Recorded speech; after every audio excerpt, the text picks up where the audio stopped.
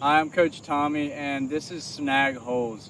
We are working on the main fundamental of target awareness while also working on factors of influence such as aim and alignment and length of motion.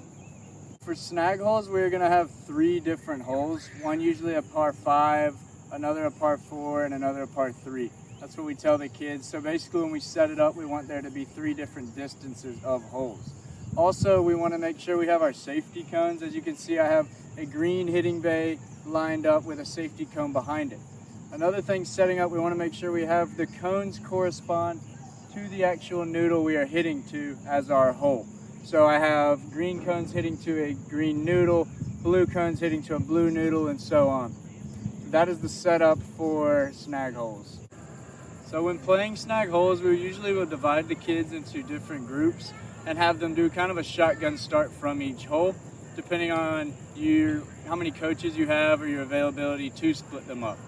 We play it like a normal golf hole, and then we let them use their wedges, their real wedges, but with a tennis ball. It helps them to be in more control and actually have more fun with it when they have a tennis ball they use. Also, we want to make sure that they're keeping their strokes, playing it as a real hole as they would on the course. So they're going to keep up with their strokes for each hole, for all 3 holes as well.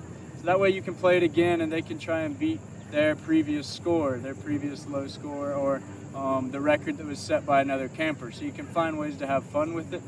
It's also very important to be very forward with the safety standpoint. So when somebody's hitting, whoever's the furthest away from the hole hits next. And so everyone's going to stay behind them and stay safe. Just as on the tee box we have a safety cone, as the coach when they're playing, you want to make sure that everyone is behind you and you allow the person to stand in front of you and hit. And that way it keeps order and it keeps everybody safe and able to have fun. There are some modifications that we can add in to snag holes, such as adding obstacles in the way. You can put noodles and alignment rods in the middle as trees. We can put flagging tape with ducks in there as a lake or a bunkers, and it can force the kids to go around it a little more challenging. And so you can do that with more advanced kids, or if you're looking for something to kind of spice the game up. Also, you can make the holes shorter, further. You can put them up a hill, down a hill. So it just depends on the group of kids that you have, but there are some modifications that we can implement in order to change the game.